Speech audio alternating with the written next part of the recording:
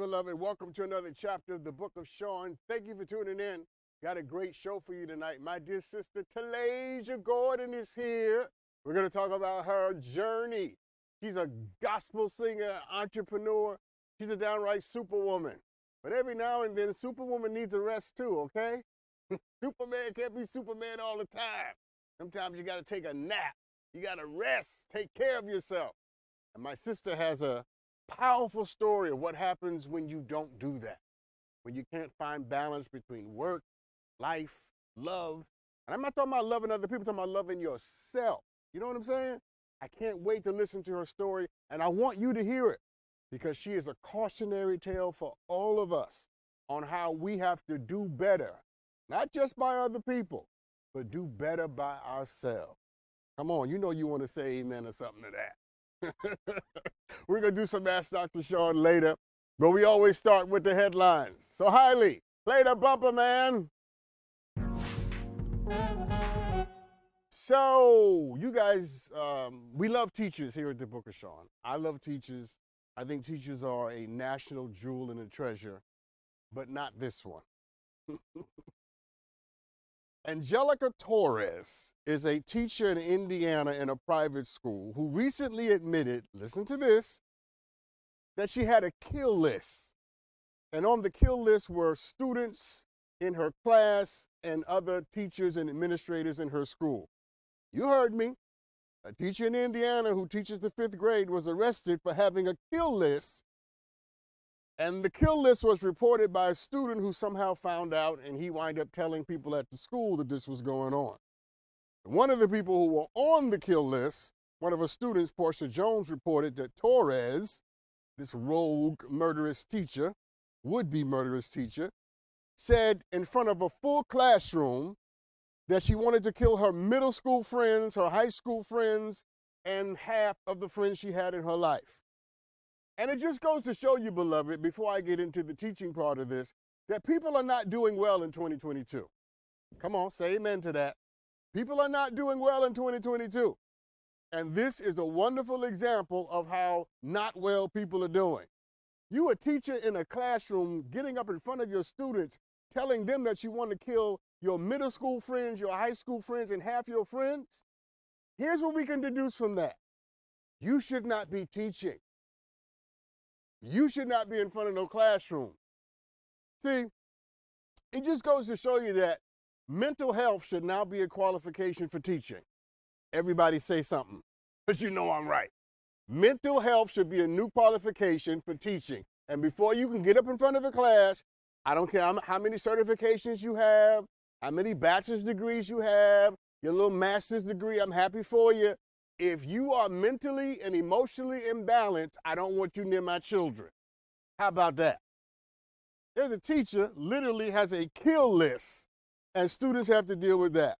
You see, more than anything else about this story, one of the things that how this story really got my heart was because I feel bad for students today. I feel bad for students who have to deal with the world that they were born into. I made a list. So students today have to deal with social media standards for beauty. They have to deal with popularity contests. They're judged by how many likes or followers they have. They live in a country where half the country doesn't believe in democracy anymore. People are shooting up schools, and now they have to worry about teachers who want to kill them. I didn't have to deal with that when I went to school. When I went to school, I never had to worry about a teacher trying to kill me. Now, there's some teachers I wanted to. Y'all pray for me. Pray for me. I ain't all the way delivered. But that was a long time ago. Kids today have to go to school and worry about somebody coming to the school to shoot up the school while they're in class. See, everybody who knows something about prayer, I don't care what God you pray to or not, if you know something about prayer, you need to pray for students in schools because they have to deal with far more than what we had to deal when we were coming up. Mental health is important. And I understand that this teacher obviously has some mental health challenges, but I also understand that this is out of order. We cannot have potential serial killers up teaching children, okay? We got to draw the line. We got to draw the line, and that's the line. When you want to kill kids, you don't need to be in the classroom.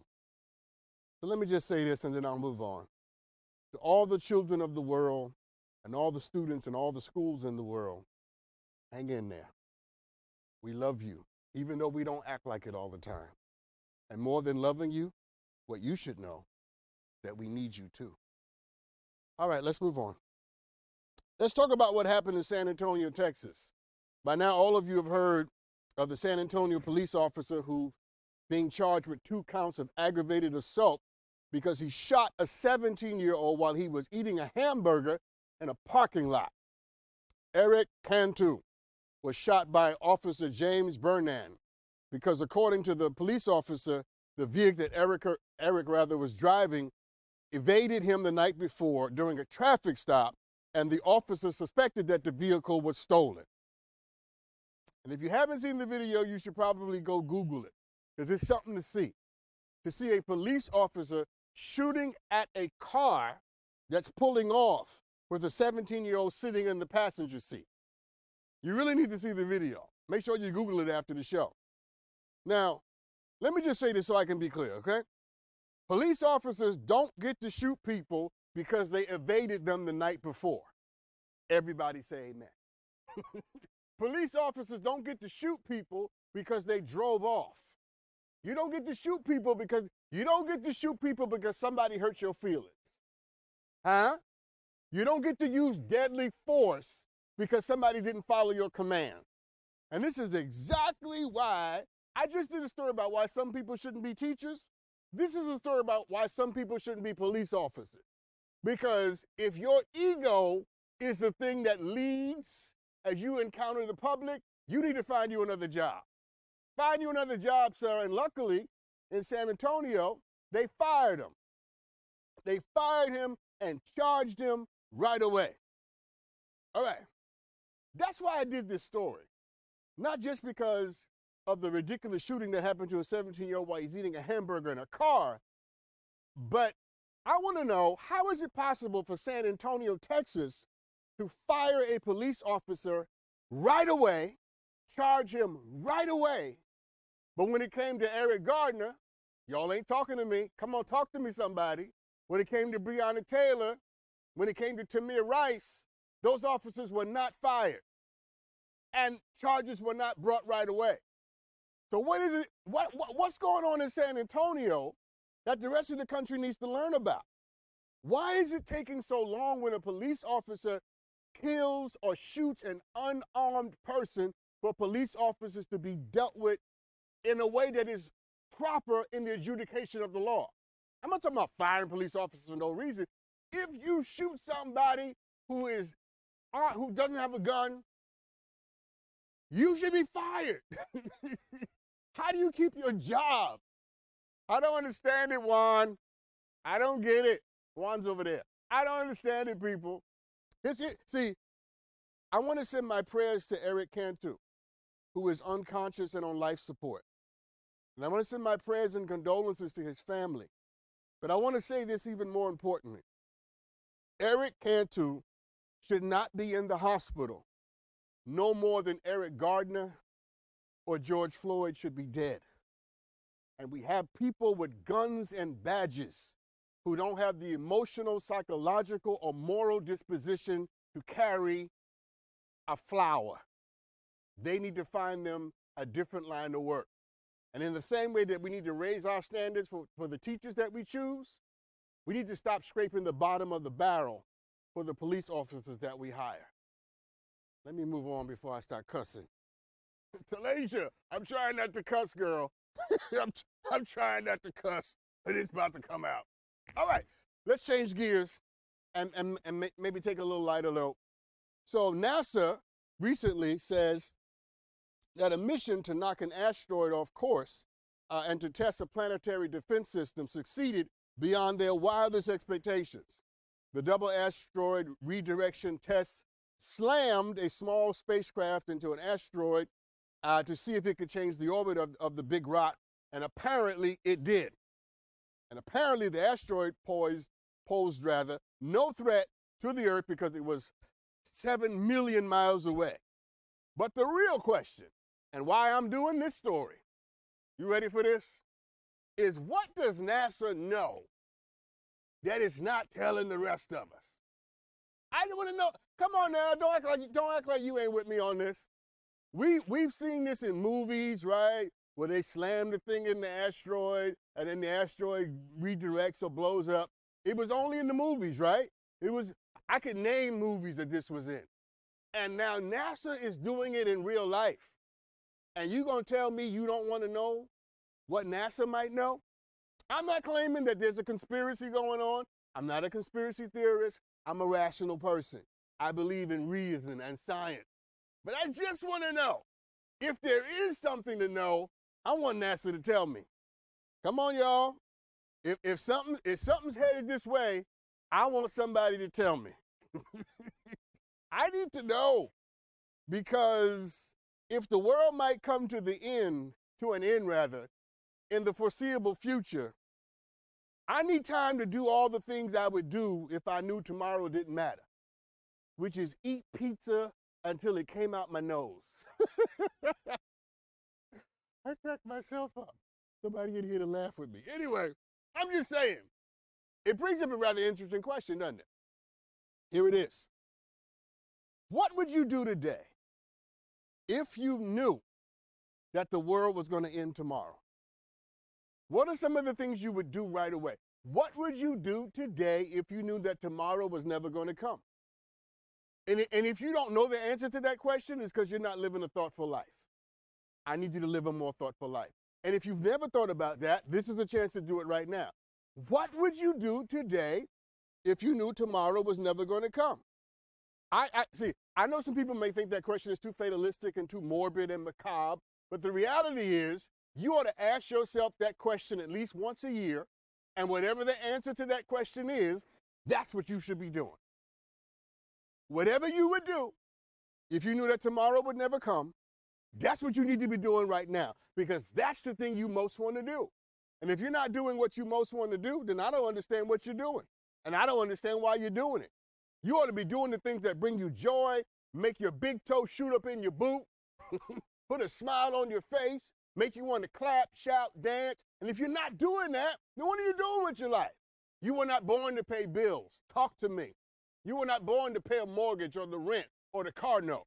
You were not born to impress other people. You were born to do whatever it is that you would do if tomorrow would never come. I'm just saying. We owe it to ourselves to enjoy the life that we have, because, beloved, you only get one of these. And when this life is over, assuming there is a heaven or a hell, it's a very different journey in either of those two places. But down here, you only get one shot at this. And you better be doing what you love and what you enjoy. Because my advice to all of us, including me, including Talasia, including Juan over there, is you better love it. You better love it right now. All right, let me get one more in before I talk to my guest tonight. This is an interesting story. Comedians Eric Andre and Clayton English recently claimed that they were racially profiled by a police officer at the Hartsfield-Jackson Atlanta International Airport. The two comedians are making the claim that on two separate occasions in 2021 and 2020, they were profiled. Apparently, they have filed a lawsuit against Clayton County Police Department and the District Attorney's Office for where they're asking the court to declare that it is unconstitutional for police officers to stop passengers on bridges to their gate, to the plane, and to question them or search their possessions. Eric Andre claims that two officers stopped him on the jetway during a layover in Atlanta in April of 2021 and asked him if he had drugs. Clayton English also claims to have had a nearly identical experience 6 months earlier and said that he felt completely powerless and violated and concerned. Now, I don't know if these two brothers were racially profiled or not. I wasn't there. But let's assume for the moment that they were. Because I find it hard to believe that they would just make up, a lie for no reason. These are two comedians. They're well known, and they don't need any attention. Certainly not attention for this. I don't know, but let's assume for the moment that they are telling the truth. Okay, here's my point. Do you know how racist you have to be to racially profile black people in Atlanta? I mean, do you know how truly debaucherous and truly bigoted you have to be to racially profile black people in Atlanta? You know how many black people there are in Atlanta? Atlanta's like the blackest city in America. Ain't no more blacker city in this country than Atlanta. And you in Atlanta racially profiling black people? First of all, beyond being ridiculous, it has to be exhausting because you never get home. with, with all the black people you'd have to stop. Oh Lord. But let me end because I gotta take a break. See, this is the experience that most black people have had to deal with over the course of our lives. Maybe not at the airport. Maybe it was a store. Maybe it was a gas station. Maybe it was somewhere else where just being black was sufficient for people to think that we were not virtuous, that we had ill intentions, that we were not honorable and decent and respectful. And that's the burden of blackness that America puts on us. But I reject that burden. I reject anybody putting the burden on my blackness because being black is the thing that I love the most. I'm not against anybody being white or being Latino or Latina or Asian or indigenous. I love all of God's children, all of God's people. But I love being me.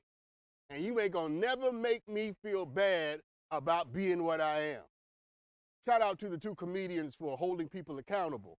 But to all of us watching, don't you let these folks make you feel bad about who you are. And when they stop you, be blacker than you were when they stopped you. We'll be right back with my guest tonight, Talasia Gordon, right after this. Welcome back, everybody. One of the things I know for sure is that moderation and balance are one of the essential ingredients to living a good life. If you do anything too much, no matter how good it is or how bad it is, it will lead you in directions that might cost you your life and certainly your peace.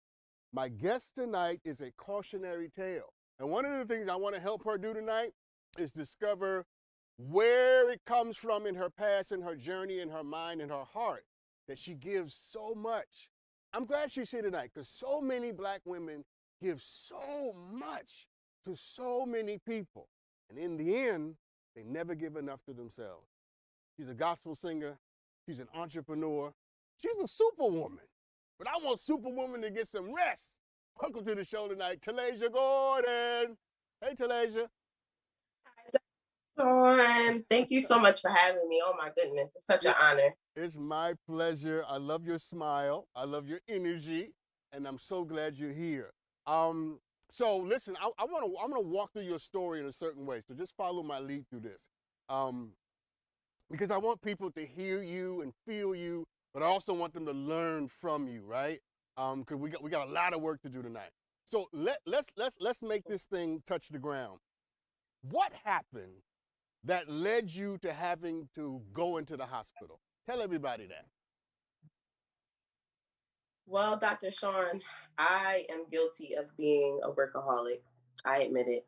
I believe in working in excellence and giving things everything you have, to the point where I don't stop. And I always feel guilty when I do even think about stopping because it's like you could be doing something productive right now, you know? And because I've kept that behavior up for so long, I think that I definitely neglected myself, just, taking care of myself. Because I was going through pain, Dr. Sean, for about 2 months straight, just piercing pain in my ear, migraines all day.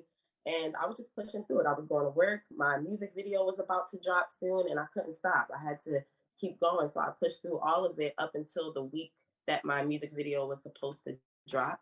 And I went to the doctor's office that Tuesday, and I'm thinking, I'm going to go in here, schedule this surgery out, and then, make it work after the music video. When we got there, the doctors were like, yeah, so I need you to sign this medical release form because we're going to do this today. And then you have to be out of work until we release you to come back. And I was like, hold on, I can't do that. My music video's on Friday. I have work. We have a new girl starting next week. It was just so many things happening. And I just said, I can't be out. But they said, you don't have a choice. So it forced me to shut down. And it was a very scary time. I want to admit that, because my music video was dropping on Friday and I had worked so hard for it.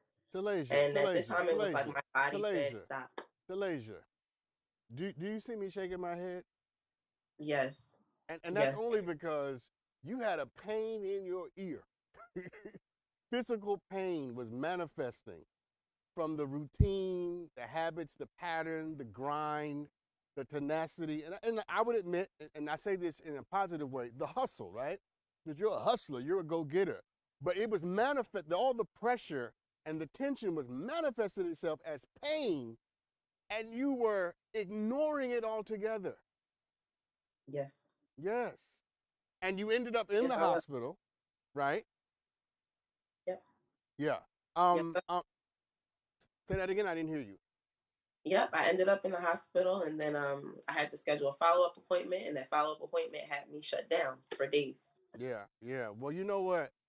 First life whispers, and then it yells, and then it slaps you on the back of the head. Yep. Yeah. So if life can't get your attention by telling you to stop whispering, it will escalate the message. Let me ask you this, and I want you to really dig deep for this. Why do you think you work so hard? What is that about? You know what, Dr. Sean, I really am so big on not putting limits on yourself. And I think I work so hard because I have big goals, and big goals require big sacrifice. Big sacrifice requires you to not have excuses. It's no excuses, it's no limits. And I think that to get to a successful place, you have to have a certain amount of like drive, a certain amount of like no excuses. You got to get through it because we got to get to the end goal. And I think that that's why I'm here, because how do you find that balance when you Mm-hmm. want to excel at everything? And, I thank God that we found favor and that we're successful in our music so far. And my business, I'm trying to build it from the ground up. But finding that balance between taking care of you and taking care of your family and taking care of your responsibilities. I work a 9 to 5, and it's really an 8 to 5, so it's a 9-hour shift every day. How do you find that balance? And that's really where I'm at in life. Like I want to be successful, and I'm going to get there by any means necessary. But how do I find the balance so that I don't kill myself on the way there? Yeah, That's yes, where hello. Hello. Success means nothing if you ain't here to enjoy it. Let me ask you a question. Aren't you tired? No, no, don't answer. Don't answer yet. Don't answer yet. I'm asking your soul the question, not your mouth, not your head. I'm asking your soul. Aren't you tired? yes. Yeah, there you go. No, no, don't I say nothing. Don't say nothing. Because when you said that, you exhaled. You just let something out. What was that? What happened when you answered that? I think it was just relief at me, admitting that I'm tired. I think that sounds like, No, no, no, no, no, no. putting up I'm the not. white No, no, no, flag. no, no, no, no, no. Talasia, stop. Because you're going back down the wrong road. Say this for me. Say this after me. I'm tired. I'm tired. I'm Say it again. tired. I'm tired. Say that. I'm tired. Say this. And it's okay for me to be tired. And it's okay for me to be tired. And Okay. as you say that, what do you feel? Because I see it in your face. What do you feel? I feel like you don't got the right to be tired. That's how I feel. I'll be honest. That's how I feel. I know. And that, as much as I love and respect you as my sister, that is the problem. That is the problem. Because what you need to, okay, this is not for me, but I'm gonna give it to you. Um, you've heard of Harriet Tubman, right? Yes. Yes. And you know Harriet Tubman brought enslaved people out of slavery into the North, right? Yes. She was our Black Moses, right? Right. Yep. Do you know what Harriet Tubman did when she was not rescuing people from slavery? No, I don't. She slept. Hmm. She slept. I see it in your face. Tell me what tell me what you're feeling. Tell me. Tell me. You know what, Dr. Sean, I'll be honest. I know you're right. I know you're right. Your head knows I'm right, but not your heart. I know you're right. It's just where do you find that time to sleep? Well, it's not about sleep. That's why I'm glad you're here. See, it's not about finding the time to sleep. It's about finding the time to love yourself enough to be good to yourself so that even as you accomplish your goals, you have to bless yourself. When you're a gospel singer, so you're a spiritual woman, and you know the word. When God was creating the universe in Genesis, did God wait to the end to celebrate? No. At every stage, God stopped and said, "That's good." God made the lion and the bear and the bee. God said, "That's good." God made the grass and the flowers. God said, "What? That's good." Because God understood what I want you to understand. You can't wait till the end to celebrate and be good. You have to do it along the way. And I'm here to encourage you to give yourself permission to enjoy and be good to yourself even as you make your way to your goals. Here's my point. It's not either or. You can do both. But you will never do either of them as long as you think it's about rest or sleep. It's not about that. It's about you loving yourself. It's about you being good to yourself. It's about you honoring yourself. So let me ask you this, and then I'll take a break because I think this moment has a story behind it. How did you grow up? I think I grew up with a good life. I just had a lot of rough times and challenges. And of course, just like anybody else, traumatic moments that I had to heal through, get through, um, and really ask God to help me, process. But for the most part, I always say life could have been worse. Somebody always Yeah, has it worse than you. yeah, So I yeah, wouldn't yeah. complain. I Yes. grew up with a very good life. I grew up learning about God in church. I grew up with a mother who had a bomb work ethic. I seen her work, work, work, and she got where she needed to be. But I also seen Okay, mama stop, need Talasia, rest. stop, Talasia, stop, because that's where you learned it. That's where you learned it. Yes. That's where you learned it. That's where you Yes. learned it. First, let me honor you because I honor the fact that you've come from difficult moments and journeys and mountains that all of us have to deal with. And you survived them, you overcame them, you climbed those mountains, and you beat those odds. So the first thing I have to say to you is well done. Let me just say that. Well done. You did a good job. You're better and bigger than where you came from. And everything that tried to kill you, it didn't work. Come on, Talasia, don't make me throw my That's right. shoe. Period, Dr. I, Sean. I'll throw my shoe. But somewhere along the way, you learn from the people who loved you the most that giving, giving, going, working is an appropriate way to be in the world. And while it may have worked for her, it's not working for you. It doesn't make her better or you worse. It doesn't make her more tenacious and you lazy. It makes you different people. Different things work for different people. You follow what I'm saying? Yes, sir. Yeah. So I'm gonna ask you this question and I want you to answer it on the other side. Here's the question. Tell me when was the moment you learned not to give yourself grace? Yeah. Hmm. She's going to answer that on the other side. We'll be right back with the answer to that question. And as she wrestles with that, I want you to wrestle with it too. Because we've all learned somewhere along the way not to give ourselves grace. And the grace you give to other people is the grace you need to be feeding to you. We're right. Welcome back, everybody. I'm talking to my sister, Talasia Gordon. Talasia, so.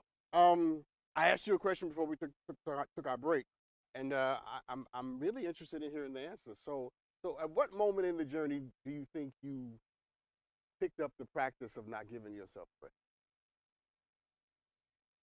Um, I think that for the journey started really when I started putting because it took so much, it took time. So I knew a job to find and I time to that job and then when I get time to that music and time to my other business. And then it was just goals, task. It wasn't penciling time to rest.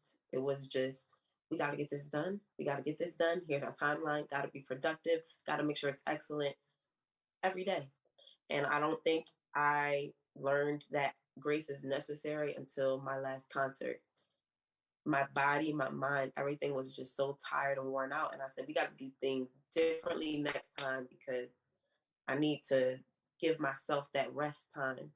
And I just need to know how to balance it in realistically because it's easy to say it, it's harder to actually do it. So that's why I'm here. Yeah, no, and I'm glad you are, by the way. I'm so glad you're here. And you're doing an amazing job tonight because you are so representative of so many people um, who are trying to get there, trying to build it, trying to do it, but they're forgetting the most important part, which is themselves. No, if you build a beautiful house, a 19-bedroom mansion with 27 bathrooms and 14 pools, and you never move in the house, what good was building it, right? Right. So you are building all of this for you. And that's a beautiful thing, and I honor that.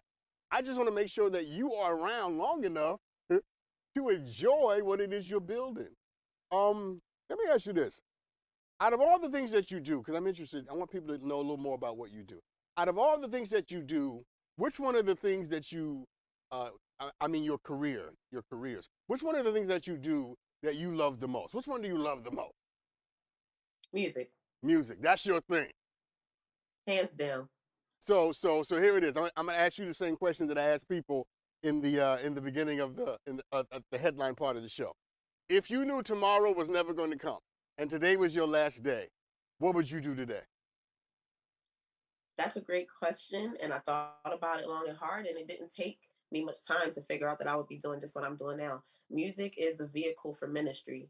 And that's the goal. That's why we can't stop because ministry will affect other people. It's not about me. And I'm not building this for me. I'm helping and assisting to build the kingdom of God. And that's our purpose. So if tomorrow was the last time, we ever walked the earth and we just had today to make a difference, I would get together with my family and friends and we would continue doing ministry Okay, but through you know music. I'm gonna say something you're not gonna like, but you know I love you. You ready for this? Jesus already I'm died. ready. Jesus already died for you. He He don't did. he don't need you to do it too. Okay? He Good. already gave his life. He already sacrificed himself.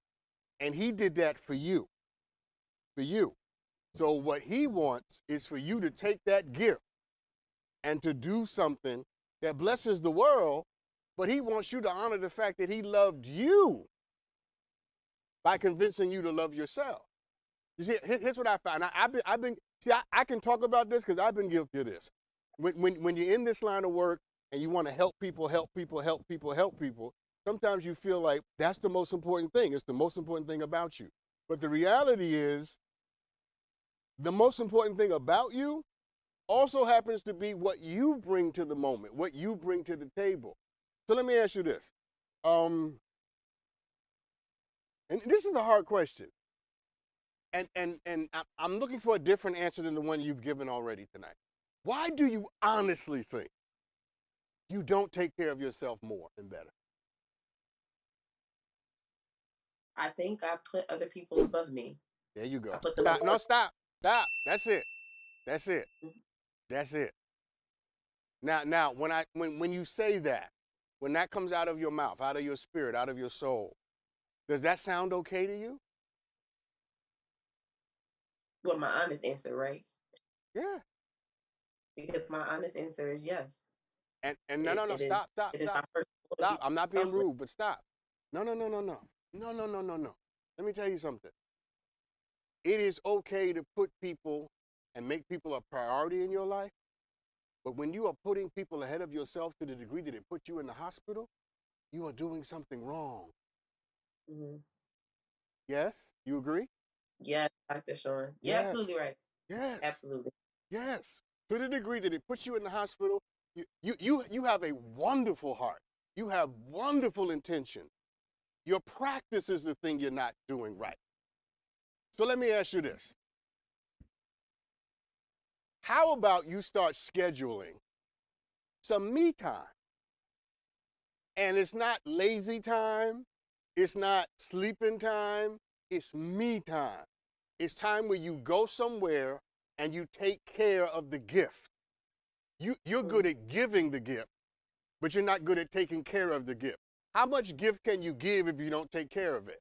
So what would you say if you start spending some time, some me time to take care of the gift, and the gift is you? What do you think about that? Yeah.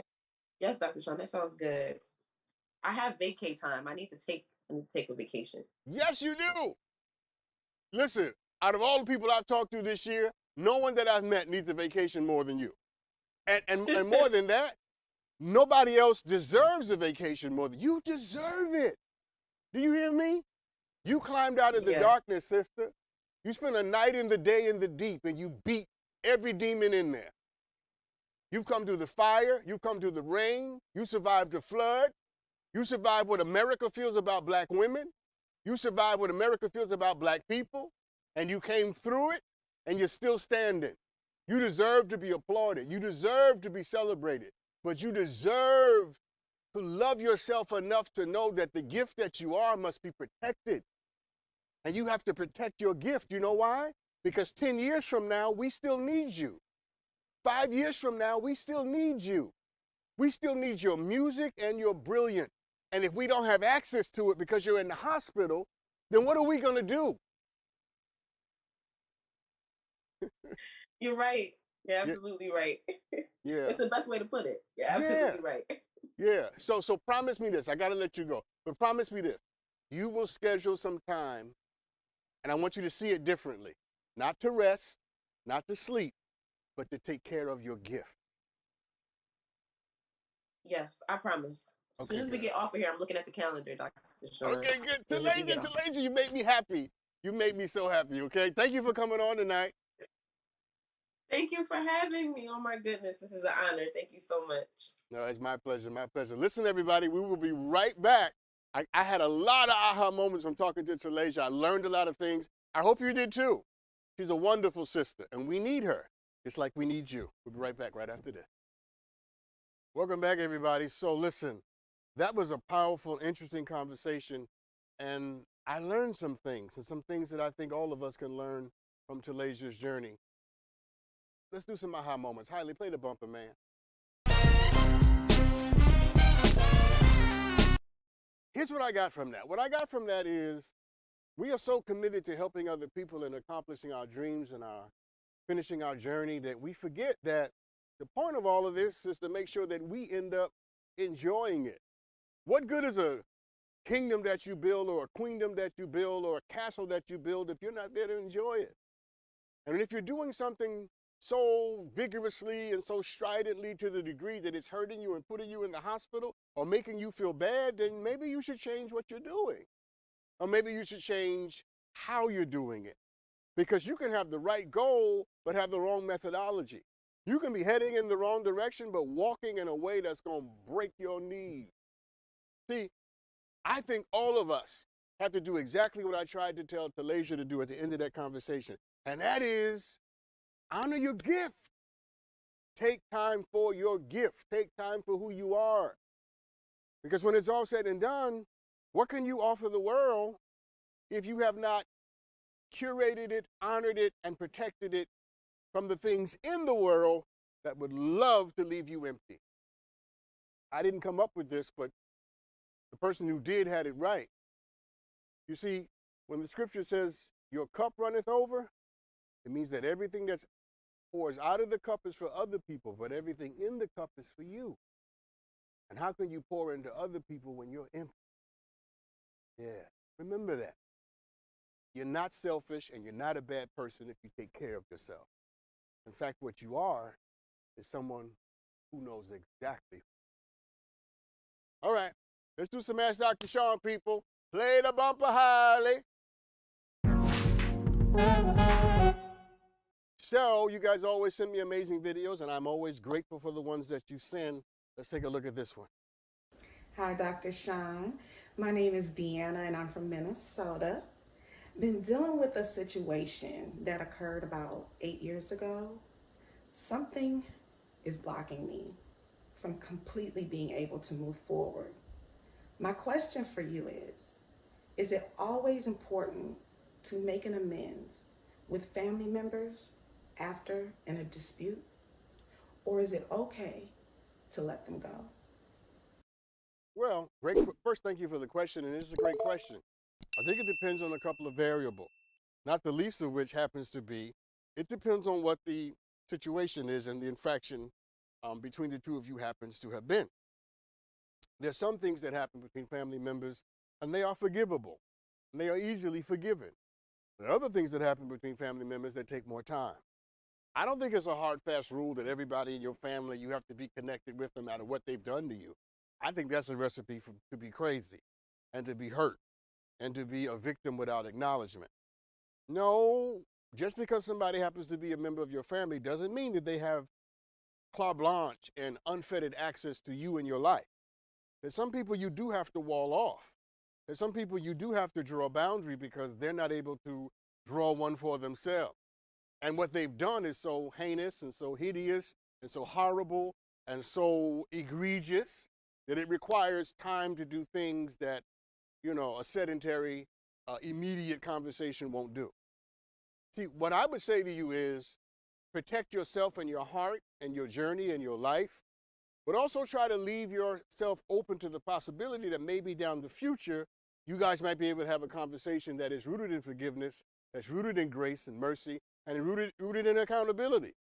Because a part of the process isn't just you forgiving them, it's them being held accountable for what they did, lest they do it to somebody else. You see, we always have to remember that when we let people get away with things, it silently gives them permission to go ahead and do the same thing to somebody else. And sometimes we have a moral obligation to protect the rest of the world by holding people accountable for the horrible things that they did to us. But it takes time. And give yourself the time that you need to heal. Give yourself the time that you need to step back and to really understand what happened, why it happened, the part you played in it, and what they did to you.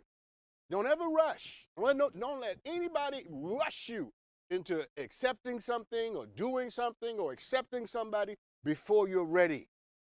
And I wouldn't say it's a blockage. It's not a blockage, my sister. It's a process. Because forgiveness is a journey. Mercy is a journey. Grace is a journey. It takes time for us to get there. I wouldn't say that you're blocked. I would say that you're in process and continue along the way. And as you grow, as you learn, as you live, as you make mistakes, as you encounter your own fallibility, it might empower you to see the fallibility of other people in different ways. So I would say to you, when it's all said and done, just keep on living. Keep on living. Protect yourself from people who don't respect the life that you have, no matter if they're your family or not. Because just because you're my blood doesn't mean you get to cut me whenever you want to. How about that? Take a break. We'll be right back right after.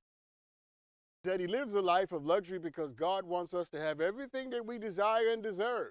Most people in my church are struggling financially, including myself. I don't want to continue to pay my church tithes because I'm obviously only supporting his lifestyle. Should I tell him how I feel or just find a new church? How about you do both?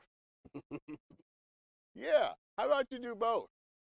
First let me say this. Let's talk about tithing real quick. I'm not going to get all churchy and biblical, but I do need to say this. I do believe that when you tithe to a church or you give to a church, what you do with your resources that you're giving to out of a spiritual practice and principle. And what the church does with the money that you give, they are accountable for. You've done your part, right? You've applied the principle of tithing, and now whatever the church is doing with it, they're accountable for that. Okay? But I also think that it's important in 2022 that people are cognizant and aware of what institutions are doing with the resources that they receive. You know what I'm saying? Maybe there was a time in 1947 or 1953 or something like that when you just gave your money and you just, whatever they do is what they do. And those days are gone. People want to know what's going on. And that's why I gave you the advice that I gave you. Maybe you need to do both. Maybe you need to get to the place where you say to your pastor, you know what? The people in this church are struggling financially. Nobody in here is a millionaire. All of us are just trying to make it, and I'm trying to just make it too. I'm one check by one check by one check, and probably two checks away from being homeless. And it does not sit well with me to see that what I'm providing as a principle of faith to this church is being used to aggrandize your lifestyle and all that you want to do. I think it's important that the leader hear that. I think it's important that he have a self-check moment where he comes into confrontation and into conversation with people who can see his shortcomings and are able to say to him, look, that's not cool. Now, let me just warn you, don't expect him to have a positive reaction.